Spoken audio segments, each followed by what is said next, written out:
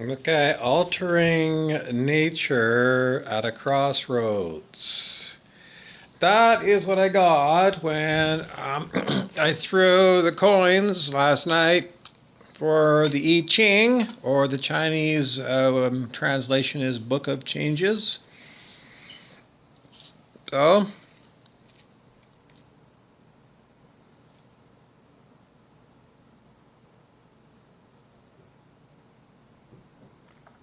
we start Zen with a cup of tea.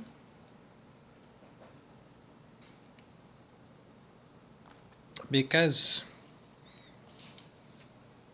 I've got to bless me by me being less. I must become less so that the oracle can become more. So the usual thing, me, I bless myself by me being less. Less of my personality so that there's room for the I Ching oracle to come in me. So I'm just gonna go with Zen is like, well, Zen mind is beginner's mind. What's a beginner's mind? A good student comes in with a completely blank slate, a brand new cahier papier. Well, in French in Canada, it's always bilingual, but that would be, your workbook where you write your notes. One notebook per subject, and you got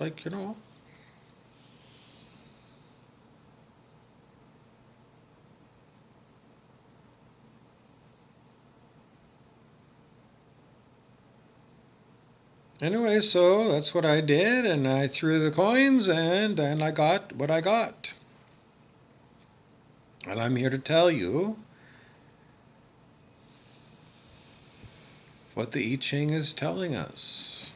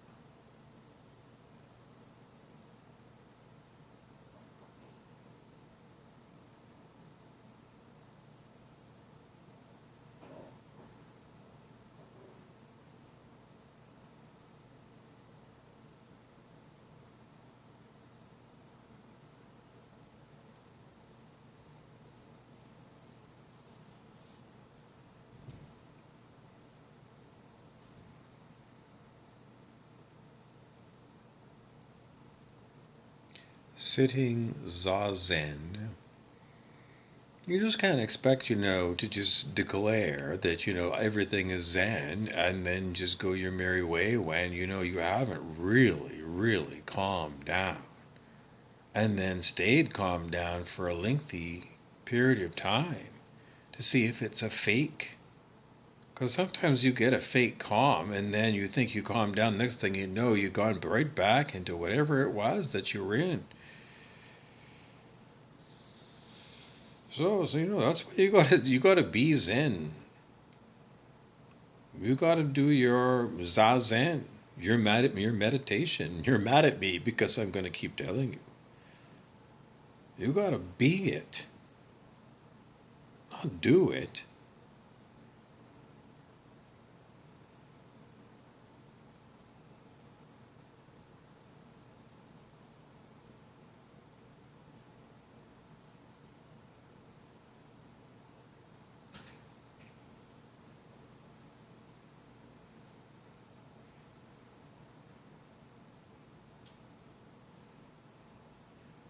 Anyway, so we threw the coins, and okay,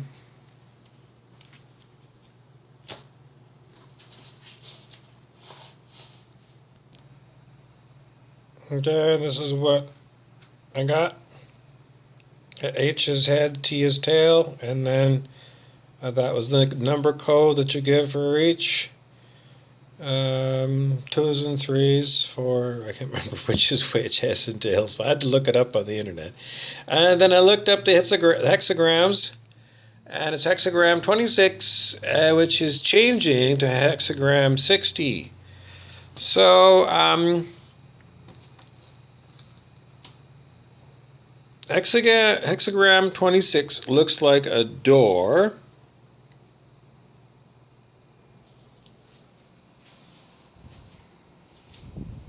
Remember in 7th grade when you're at school in 7th grade? A school door. It's a steel door that goes into the classroom. Or maybe if it was a really old school, it might be a wood door. But the door has a window that you can look through. So that was the first hexagram. That's what it looks like. It looks like a door. It's a steel door, and it's got a window in it. How big is the window? It's not as big as the whole door. It's not like one of those glass doors that replaced the old screen door. It's like a storm door. It's all glass and clear, the whole thing. It's not that, no. You know, it says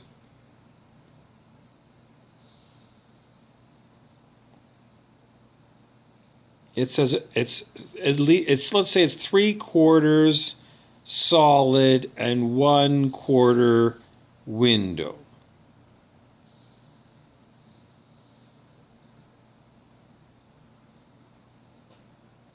Now that's where things are today. So that's what you have at the room into your tesseract cube.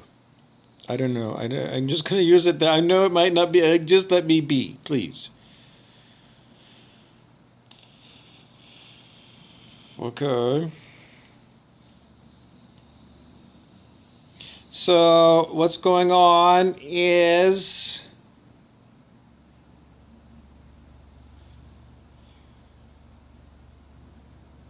that doorway is being changed.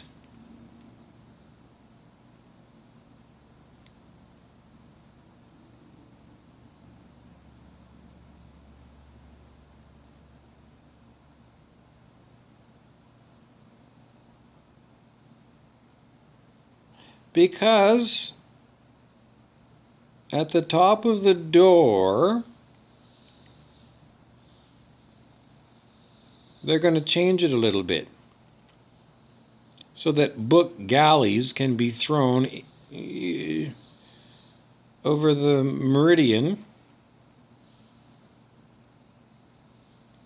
into your office.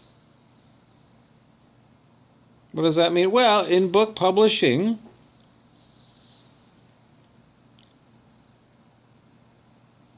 manuscripts are submitted.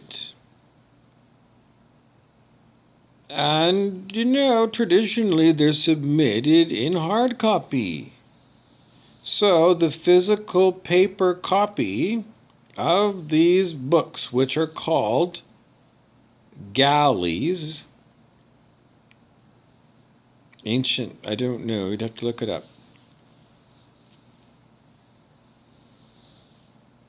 And at the publisher place, I don't know, people like to have their doors shut because they're reading. And someone that said, well, the easiest thing to do is we'll just change the nature of this door. And we're going to have a window at the top of the door where we can, throw the mail. It's kind of weird. I mean, I don't know. Because your mail is all going to end up like having to go over the top of the door. And then on the other side of the door, it's going to go right down to the floor, land on your floor with a big thud. There's some more galleys that just arrived. Because, I mean, you're a junior editor at a publishing house. What is your job? Your job is to read and read and read and read and read and read all day long. Yes, if you're a book lover, then it's the perfect job for you. I don't know. Because you just got to read. Well, maybe you just enjoy reading romances, but at this book job, you never seem to get a romance. It's all, like kill 'em and thrill 'em. Or whatever. Anyways, that's what happens. So that's what's happening. Is that, this is for every person. Every person who has a traditional door to themselves. The door is being changed. Everybody is getting a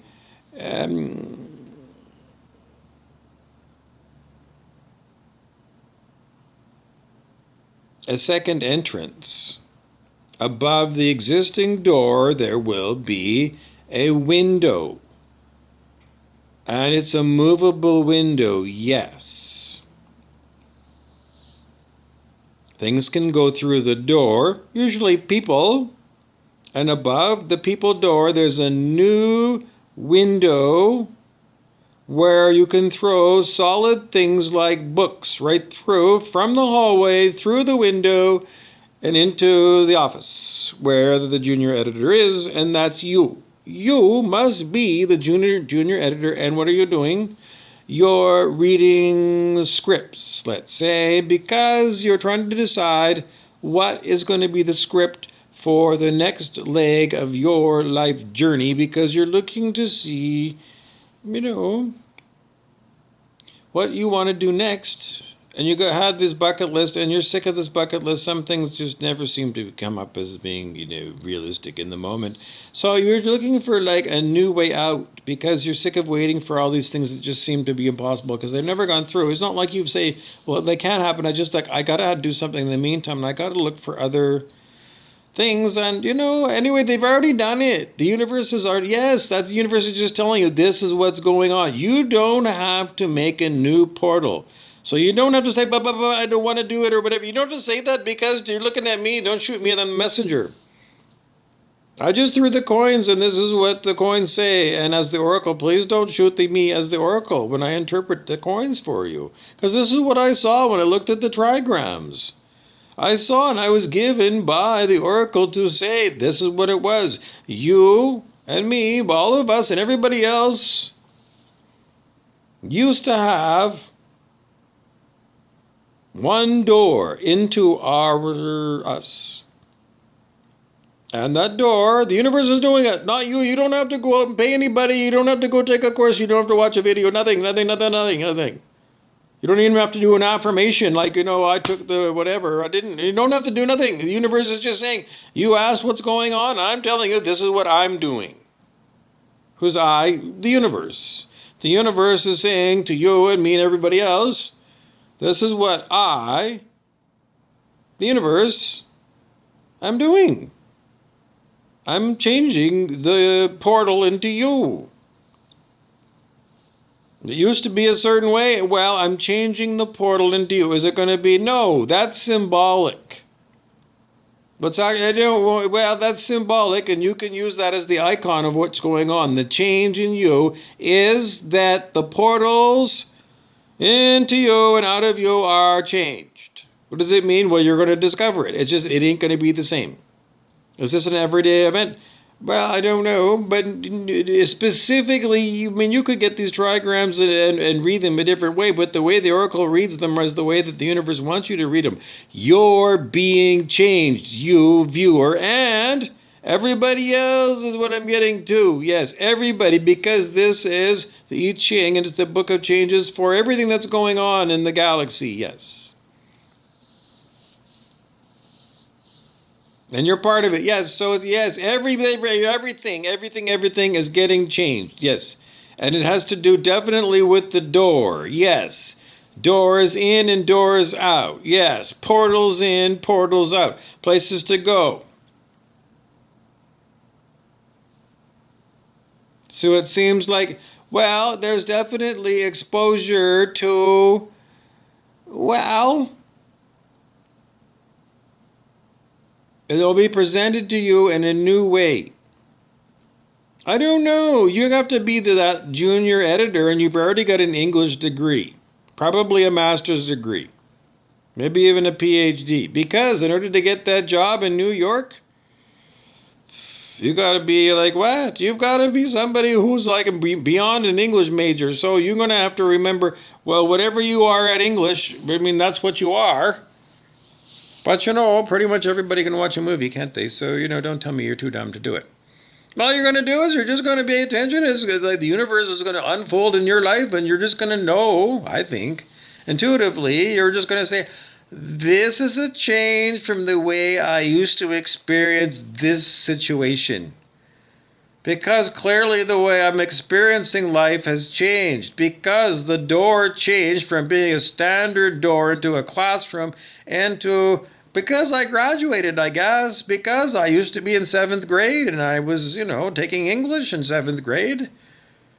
But now, what you can tell yourself is now I'm working in script review. I'm reviewing scripts. I'm reviewing stories to see which stories I like the best, and along the way, which stories are stories that I think so-and-so might like to think about for themselves. Because quite often you get something that's like, I don't want to be wrestling tigers. No, but here's a story about wrestling tigers, and I remember there's a story about wrestling tigers in Yogananda's book, Autobiography of a Yogi. So I can link it to other things and I throw it in the bin because as a junior editor at the publishing house, it's like I've got to classify all this stuff as it comes in. Are we keeping it or are we throwing it in the garbage bin, in the recycle bin?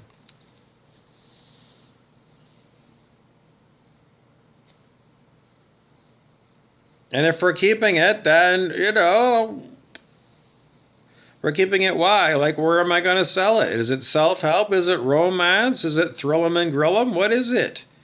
Because I have to go and, convince everybody at the publishing house that we're going to put our money into this book.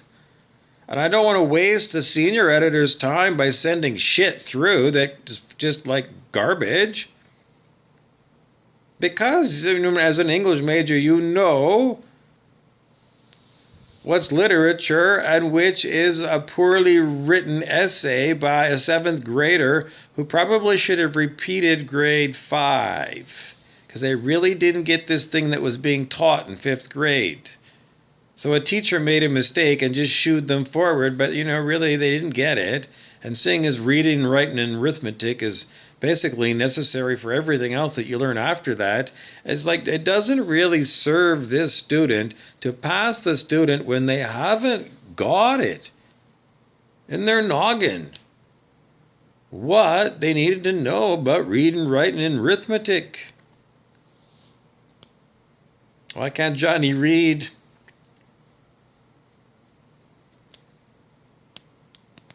Because he needed more help learning to read. Anyways, I don't know. Anyways, as a junior editor, you got to weed out those people, or you got to see a diamond in the rough. You got to see somebody who has worked very hard because they're illiterate.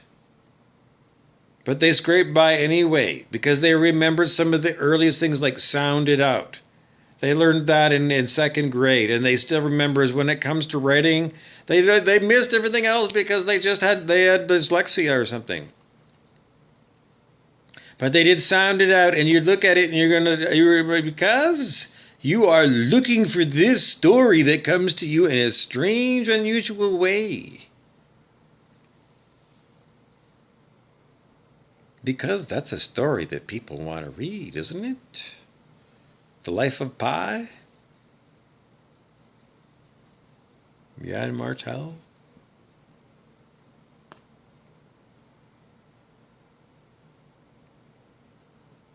Griffin and Sabine?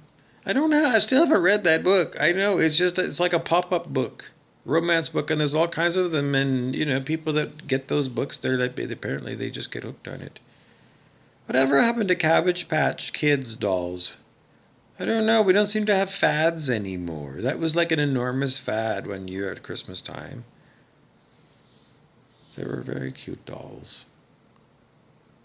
Hula hoops were a fad one time. Yo-yos. We don't get fads anymore. Pop even used to come in fads. Different color, new pop. Electric blue or something. Okay, what else were we telling you about? Why don't know the good old days or whatever? Well, your script. Because we were telling you, okay, well, somebody came in and they were illiterate, but they sounded it out and you can read the book. So as a junior editor, you got to not make an amateur mistake and throw away a book just because it came in handwritten instead of, typed on an old-fashioned IBM Selectric 300 with Courier font or something. At all, presentation of whatever you're getting, just because it doesn't meet your high standards that it's got to be an immaculate linen paper. Well, whatever it is, because it's about what? It's the diamond in the rough. You got to wash away all this because it might be the makings of not only a novel, but a blockbuster trilogy of movies. It might be like Gone with the Wind, which is like, I don't know, almost 100 years old. And it's talked about, 100 years later in the future. Rhett Butler. Or the story of Rapunzel. Rapunzel let down your hair. Rapunzel is way before Gone with the Wind. Gone with the Wind is like 1936, and Rapunzel let down your hair. I don't know, 1522. You write a Rapunzel story?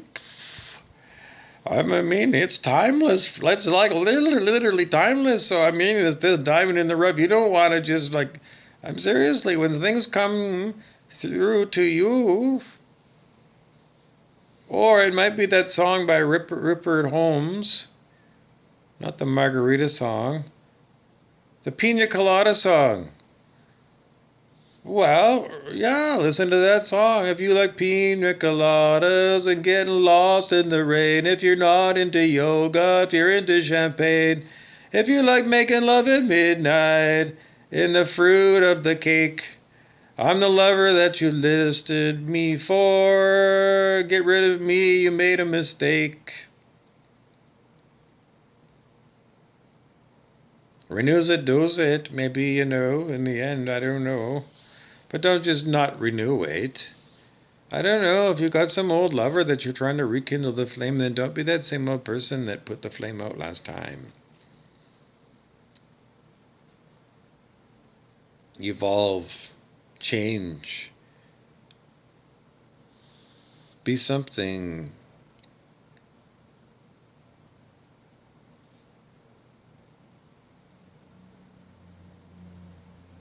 Reinvent yourself, and don't reinvent yourself by putting on the same you that you were, stale you, the same one you were 5 years ago. Don't buy a new shirt and then go out for lunch the first day you're wearing your new shirt and spill your soup all over it. And if you do, don't go back to the office and wear your soup. In other words, just call in and say, I'm sick.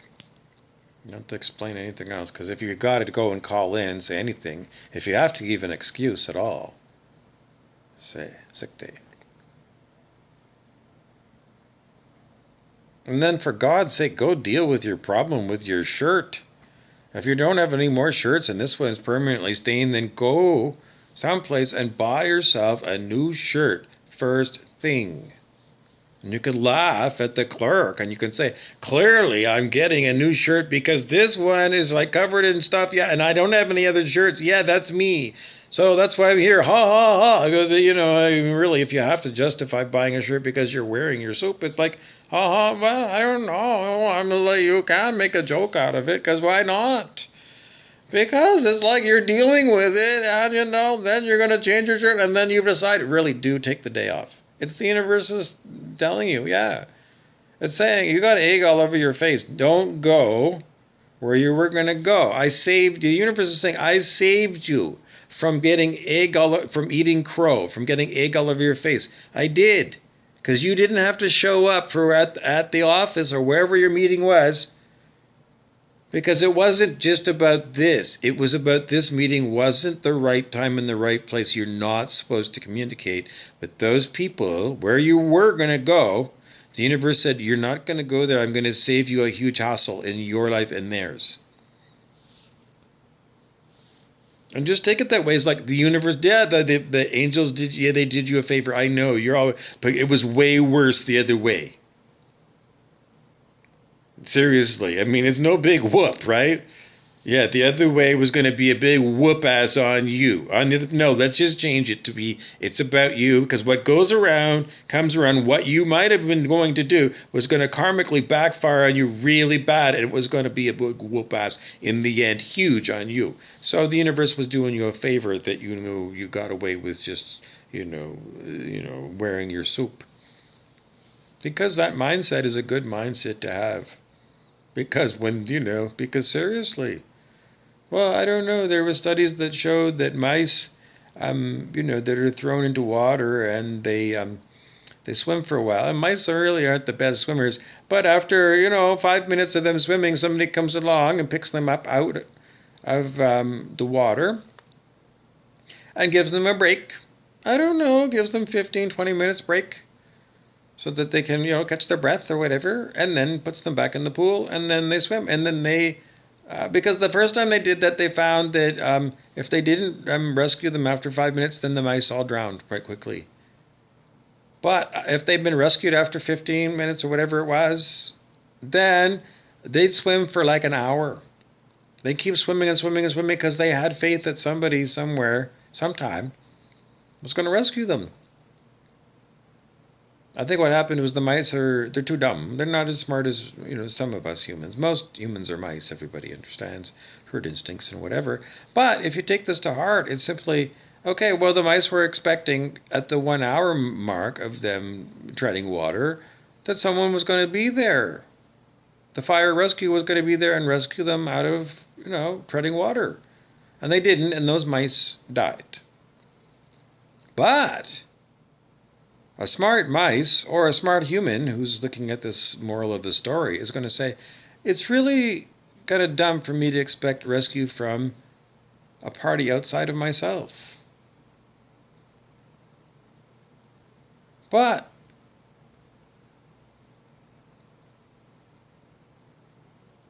am I going to give myself the chance that there is going to be something? How long am I'm going to...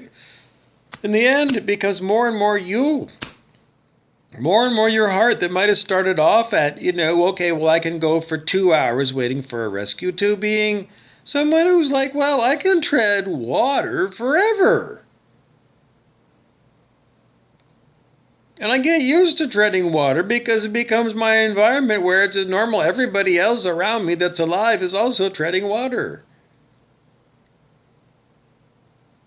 And maybe it stops becoming an issue. It's like this is just everyday life, treading water.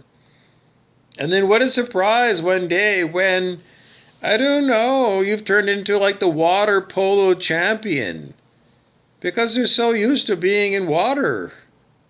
It went from being your, unfamiliar place, unfriendly place maybe, until you took like Red Cross and drown proofing or whatever. And in the end, I don't know, the freestyle and the backstroke and I don't know, swan dives and all kinds of stuff. And you're like, I don't know, you're more at home in the water, like an Olympic swimmer, than they are on land, perhaps. Maybe in your next life you've decided you're going to be a dolphin. Or whatever.